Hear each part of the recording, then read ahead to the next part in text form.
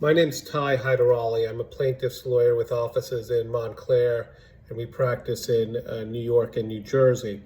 I want to talk to you today about a recent employment case that came out from the Appellate Court April 14th of this year. It's the Rios versus Meadowlands Hospital Medical Center case. Really interesting case with an interesting fact pattern. So in this case, Mr. Rios was an employee of the Meadowlands Healthcare Center.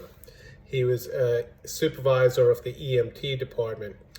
A former employee of the Meadowlands Hospital, a woman named H. Bailey, contended that she was sexually harassed, separate and apart from, nothing to do with Mr. Rios.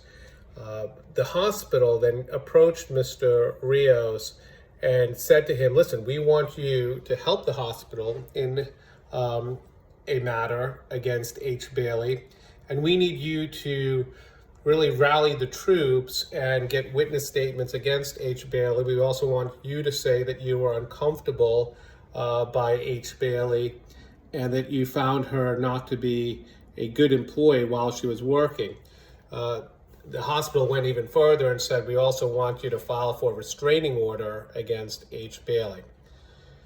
Mr. Rios thought about all of this and thought about the pressures that his supervisor, Mr. Rudev, was putting upon him and was uncomfortable about it. Rudev even told the supervisor, Mr. Rios, that, listen, you're being considered to be the assistant director of the hospital. So it's certainly giving him inducements showing that you play ball and we'll reward you. Well, what ended up happening was Mr. Rios decided, based on his conscience that he could not engage in such activities, and objected to doing so, and told his supervisor, not comfortable with this, I'm not going to do it.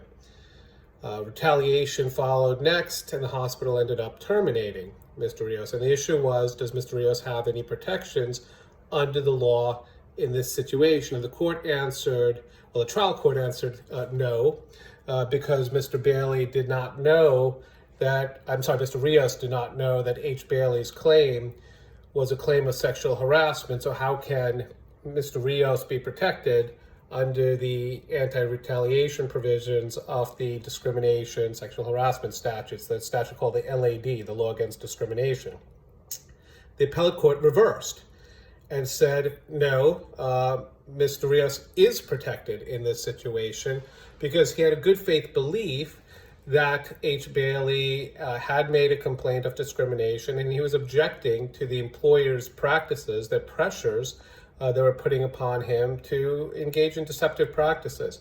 And the court said that's enough to bring Mr. Rios within the protections of the LAD to have a retaliation claim for refusing to engage in the activities the employer wanted him to engage in.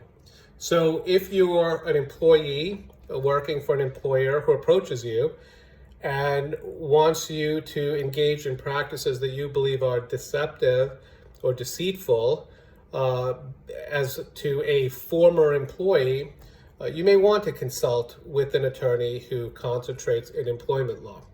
This is Hyderally. Be safe.